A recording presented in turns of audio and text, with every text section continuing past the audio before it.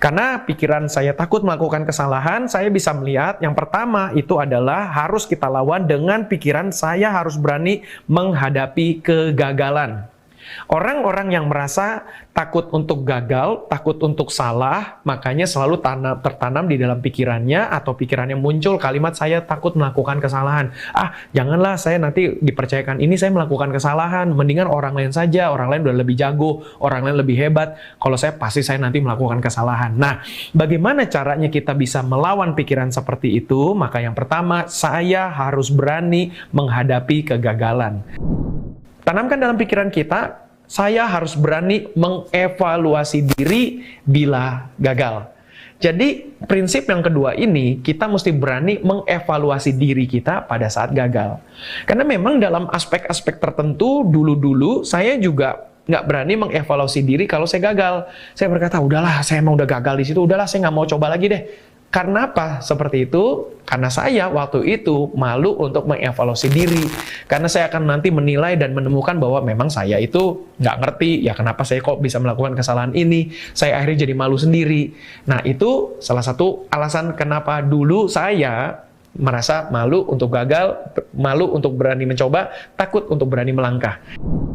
Ya, puji Tuhan. Salam sejahtera bagi kita semua dan shalom. Bapak Ibu Saudara-saudari, saya Pendeta Yohanes Nahwai, senang kembali hadir di hadapan kita semua dalam program pembekalan karakter yang kita namakan Faith Minutes Live, yang setiap hari Kamis jam 7 malam atau pukul 19.00 waktu Indonesia bagian Barat selalu mengudara di hadapan Bapak Ibu Saudara-saudari semua, hadir dalam bentuk live streaming di YouTube channel GB Morsaron TV, dan juga hadir di Facebook Gereja GB Morsaron, dan juga hadir di podcast. Dan salam sejahtera bagi kita semua sekali lagi, puji Tuhan. Kita sekarang sedang membahas pembahasan 7 pikiran penghambat pengembangan diri. Dan pembahasan ini adalah pembahasan yang sudah kita mulai pada akhir bulan Agustus kemarin, dan kita sudah sampai kepada seri ke-6 hari ini.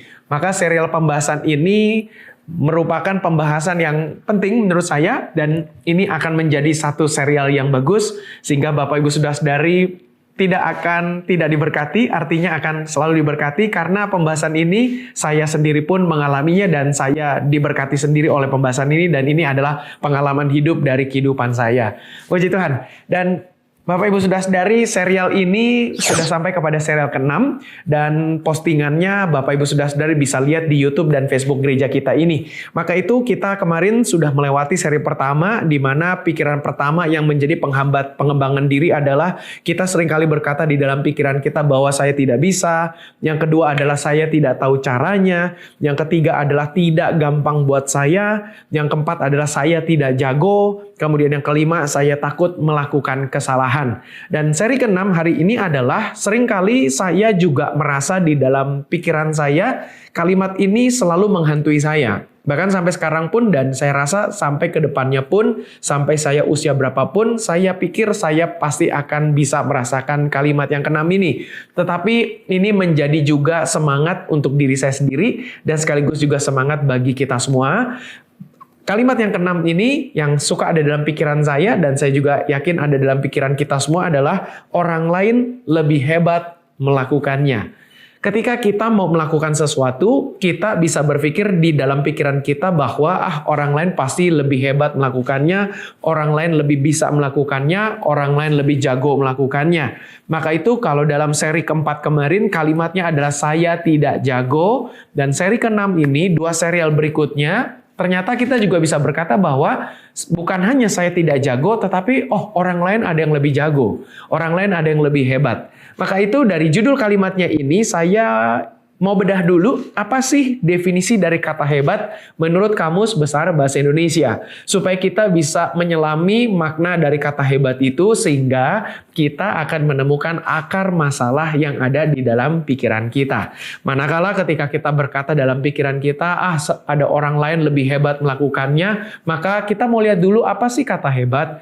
Kamus Besar Bahasa Indonesia mendefinisikan kata hebat. Yang pertama adalah terlampau, atau yang kedua amat sangat, bisa juga dahsyat, ramai, kuat, seru, bagus, menakutkan, dan sebagainya. Jadi dengan kata lain, hebat itu adalah lebih daripada apa yang kita miliki. Ketika kita berkata, oh saya lebih hebat, berarti kita lebih daripada orang lain. Oh Anda lebih hebat, dia lebih hebat daripada diri kita. Pasti ada melakukan pembandingan dan kita merasa ada salah satu pihak itu lebih daripada pihak lainnya. Maka itu kalimat ini seringkali menghantui saya dan bisa juga menghantui Bapak Ibu Saudara-saudari semua. Manakala ketika kita mau melakukan sesuatu pekerjaan, maka kita bisa berkata dalam pikiran kita yang selalu menghantui kita, yaitu adalah orang lain bisa lebih hebat melakukannya daripada saya. Sebagai contoh misalnya ketika saya mencoba melakukan sesuatu yang baru, maka saya seringkali sampai sekarang pun bisa merasa bahwa orang lain lebih hebat melakukannya. Jadi buat apa saya melakukannya? Jadi kalau saya melakukannya biasa-biasa saja, karena mau sehebat apapun saya melakukannya pasti ada orang lebih hebat melakukannya. Biasanya kalau saya mau melakukan sesuatu yang baru, yang belum pernah saya lakukan, pikiran saya otomatis akan berpikir seperti serial ke-6 ini. Maka itu dua hal yang selalu saya tanamkan dalam pikiran saya, guna bisa menanggulangi perasaan atau pikiran seperti ini. Maka yang pertama adalah, saya menanamkan dalam pikiran saya bahwa saya harus berani menghadapi orang yang lebih hebat. Mau tidak mau saya harus katakan kepada diri saya, hai Yohanes, kamu harus berani menghadapi orang yang lebih hebat. Suka nggak suka, selalu pepatah yang mengatakan di atas langit masih ada langit, artinya di atas orang hebat masih ada lagi orang yang lebih hebat lagi. Hanya saja kita belum berjumpa dengan orang yang lebih hebat daripada orang yang hebat itu. Artinya adalah bahwa tidak ada orang yang hebat, artinya orang pasti ada saja, selalu ada yang lebih hebat lagi. Maka ketika saya memahami hal seperti ini, saya akhirnya jadi berani menghadapi orang yang lebih hebat. Kenapa seperti itu? Karena saya tidak perlu takut untuk berjumpa dengan orang yang lebih hebat. Artinya Bapak Ibu Saudara-saudari, tips yang pertama ini adalah, kenapa kita harus berani? Jawabannya adalah, ya jangan takut ketemu dengan orang yang lebih hebat. Kenapa? Karena kita tidak perlu merasa rendah diri untuk berjumpa dengan orang yang lebih hebat. Saya juga merasakan bahwa kita tidak perlu takut untuk merasa direndahkan. Pikiran yang selalu menghantui saya adalah ketika saya mau melakukan sesuatu yang belum pernah saya lakukan, langsung saya berpikir bahwa ada orang yang lebih hebat melakukannya lebih daripada saya. Tetapi ternyata ketika saya tanamkan dalam pikiran saya tidak perlu merasa rendah diri, saya tidak perlu takut bila juga apabila memang saya direndahkan oleh orang yang lebih hebat itu, ya memang saya nggak hebat kok. Jadi dengan kata lain, saya mau coba tanamkan dalam pikiran saya adalah jangan memberi respon ketika kita direndahkan. Apabila ada orang merendahkan kita, jangan beri respon.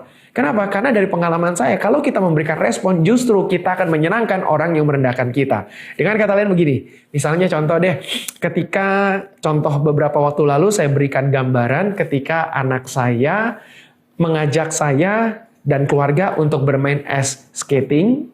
Bermain apa itu bahasa Indonesianya ya, ice skating, pokoknya berski di atas es. Ini ada di kota Jakarta, di beberapa mall ada. Maka ketika saya berkata kepada anak saya, oke, kalian aja ya yang main ice skating, papa nggak ikutan. Tahu nggak jawabannya kenapa? Karena papa takut, papa belum pernah coba. Karena kalau papa coba, pasti papa akan kelihatan lucu, papa nanti bisa jatuh, lalu orang-orang akan liatin papa dan orang-orang akan merasa papa ini kok udah besar begini kok nggak bisa ice skating. Itu pikiran yang selalu ada dalam pikiran saya. Jadi saya lebih baik mendingan nggak usah ikutan. Saya hanya di pinggiran saja, saya rekam dengan video dan foto, itu saja yang biasanya saya lakukan.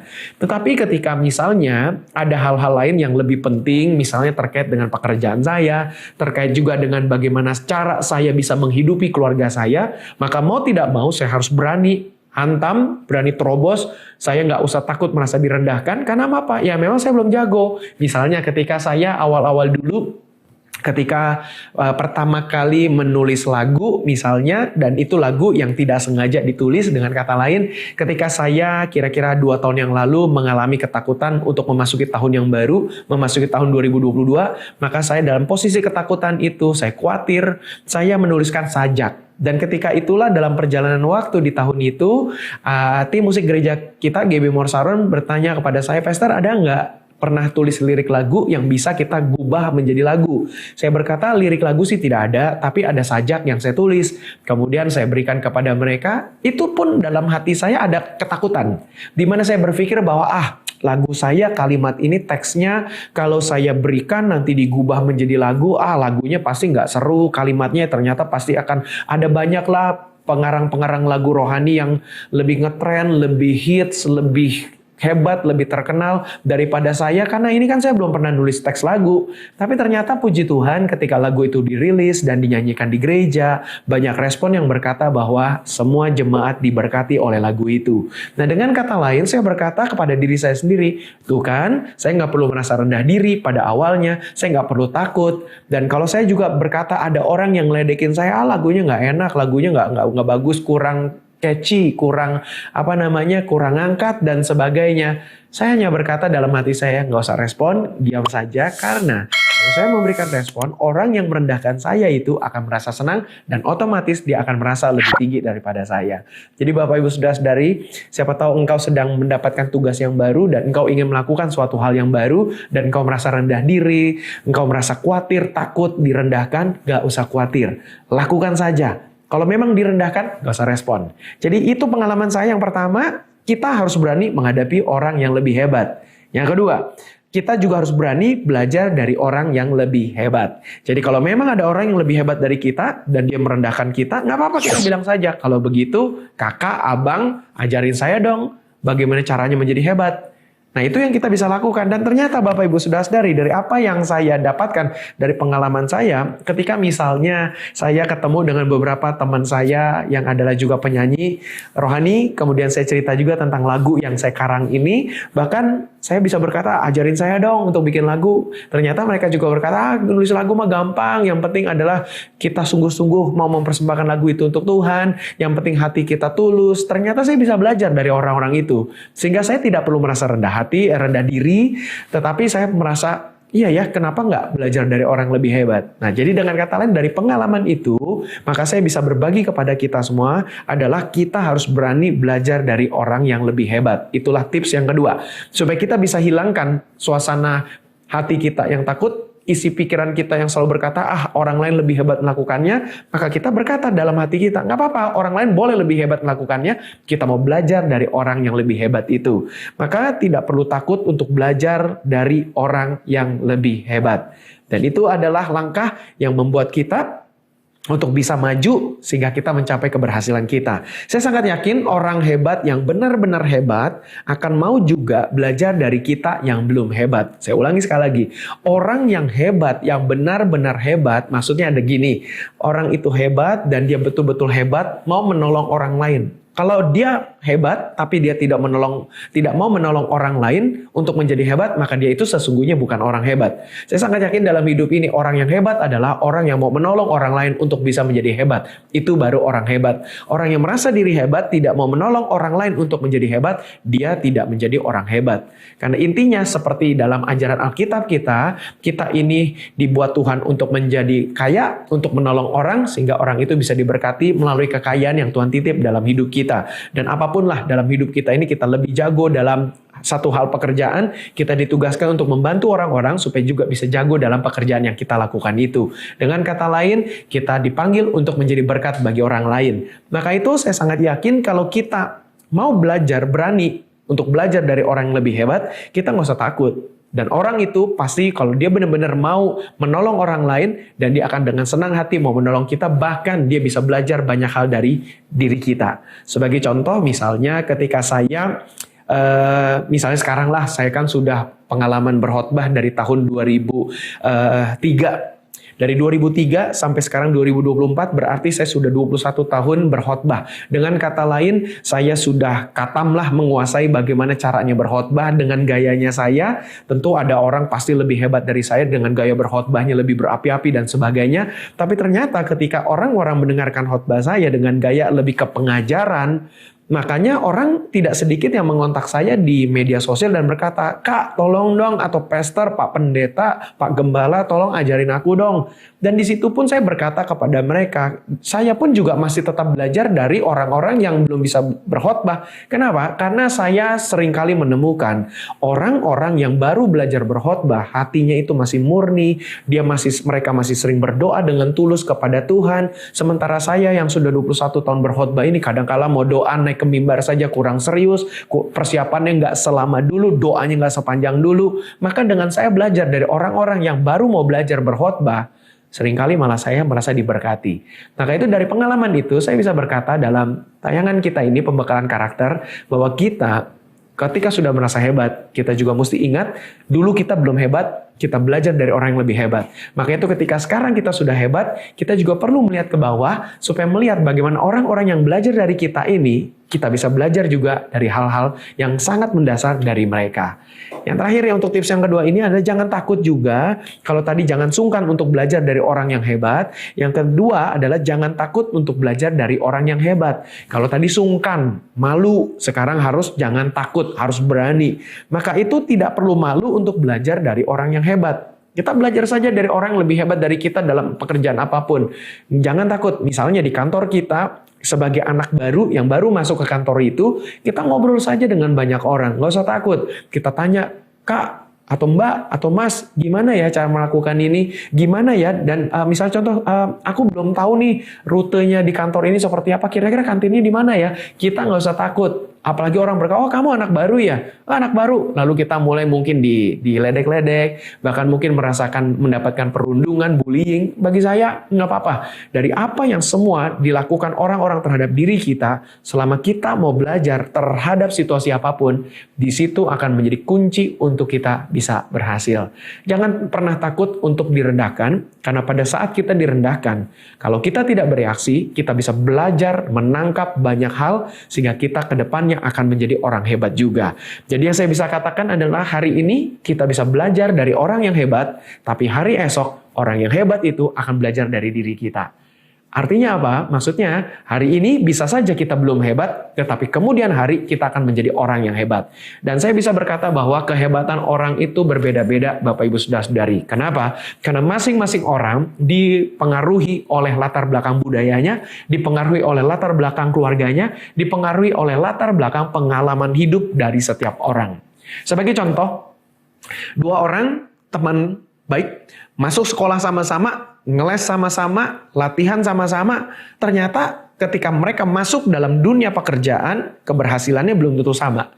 Kenapa yang satu bisa lebih berhasil? Karena dia dapat pengalaman dari kehidupannya bersama dengan keluarganya. Ketika dia tidak bersekolah, tidak berkuliah, dia dapat pengalaman yang lain dalam kehidupannya. Sementara yang satu mendapatkan pengalaman yang berbeda. Maka itu siapa yang bisa belajar memaknai kehidupan dari berbagai macam pengalamannya, maka dia akan bisa menghadapi beragam tantangan dalam hidupnya. Maka dia akan bisa menjadi orang yang lebih berhasil lagi dari hari kemarin. Maka itu yang saya mau sampaikan dalam episode hari ini adalah ketika kita merasa di dalam pikiran kita orang lain lebih hebat melakukannya, jangan pernah takut. Harus berani menghadapi orang yang lebih hebat. Dan yang kedua adalah harus berani belajar dari orang yang lebih hebat.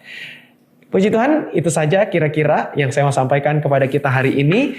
Singkat saja, dan saya percaya singkatnya ini sudah bisa memberkati kita semua. Dan saya percaya Bapak Ibu akan siap untuk menghadapi tantangan hidup. Dan jangan pernah sungkan untuk belajar dari orang yang lebih hebat. Karena satu waktu kita pun akan jadi juga orang hebat. Puji Tuhan. Di layar Bapak Ibu Saudara-saudari ada QR Code yang bisa di-scan. Itu adalah QR Code untuk rekening gereja, di mana Bapak Ibu Saudara-saudari diberikan kesempatan untuk menopang pelayanan di GBI Mawar Saron Jakarta ini. Karena semua tayangan tengah minggu ini memang perlu ditopang juga dengan bantuan finansial. Dan terima kasih untuk Bapak Ibu Saudara-saudari yang juga memberikan support dana khususnya. Dan juga tentu terima kasih untuk support moral, untuk support doa. Itu juga tentu saya ucapkan terima kasih buat kita semua. Nah, yang menggunakan YouTube silakan subscribe YouTube GBI Mawar Saron TV. Kemudian saya juga punya channel di YouTube dengan nama Yohanes Nahuai. Bapak Ibu juga boleh lihat-lihat di sana. Bapak Ibu juga bisa subscribe. Kemudian kita juga ada akun untuk live streaming seperti ini, yaitu di Facebook dengan alamat page dari GBI Mawar Saron, dan juga Bapak Ibu yang menggunakan Instagram. Tayangan tengah minggu ini akan nanti kita upload terus semua serialnya di Instagram dengan akun Faith Minutes, sekalipun gereja juga punya akun GBI_Mawar Saron, dan akun yang kedua adalah GBI Mawar Saron Jakarta. Sudi kiranya Bapak Ibu sudah dari follow dua-duanya. Puji Tuhan. Kemudian yang menggunakan podcast, terima kasih. Salam buat kita semua dari berbagai macam benua yang mendengarkan podcast ini. Tuhan Yesus memberkati kita semua, dan puji Tuhan, podcast kita hadir di YouTube Podcast, Spotify Podcast, dan juga Apple Podcast. Terima kasih, dan seperti biasa saya mau menutup pertemuan kita dengan doa. Mari kita berdoa. Bapa dalam sorga, terima kasih untuk pertemuan ini. Tuhan memberkati kami dalam pembekalan karakter ini, supaya kami semakin kuat karakter kami, sehingga kami bisa bertahan menghadapi beragam tantangan dalam kehidupan kami. Karena kami tahu tantangan-tantangan dalam kehidupan kami ini adalah vitamin, sehingga kami bisa menjadi lebih kuat lagi di hari esok, sehingga kami bisa menapaki tangga keberhasilan dalam hidup kami. Khususnya dalam pembahasan serial ke-6 ini, kami rindu supaya kami tidak selalu mengatakan di dalam hati dan pikiran kami bahwa ada orang yang lebih hebat melakukannya, tetapi kami harus pacu diri kami untuk kami pun bisa berani berjumpa dengan orang-orang hebat, karena memang kami bisa belajar dari orang-orang hebat itu. Terima kasih Bapa, bagi kami yang punya pergumulan hidup Tuhan tolong, bagi kami yang sedang sakit Tuhan sembuhkan dalam nama Tuhan Yesus. Terima kasih Bapa, berkati GBI Mawar Saron Jakarta, dan tentu berkati juga bangsa dan negara kami Indonesia. Terima kasih Bapa, ini doa syukur kami alaskan hanya dengan satu nama, Tuhan Yesus Kristus. Kami berdoa dan mengucap syukur. Amin. Puji Tuhan, terima kasih Bapak Ibu Saudara-saudari, sekian sudah pembahasan kita. Kita akan jumpa dalam pertemuan minggu depan, serial ke-7 penutupannya, dan nanti kita akan tutup lagi dalam tahun ini untuk serial selanjutnya sebagai pengantar kita untuk menutup tahun 2024 dan menyongsong 2025. Puji Tuhan, sampai jumpa. Tuhan Yesus memberkati.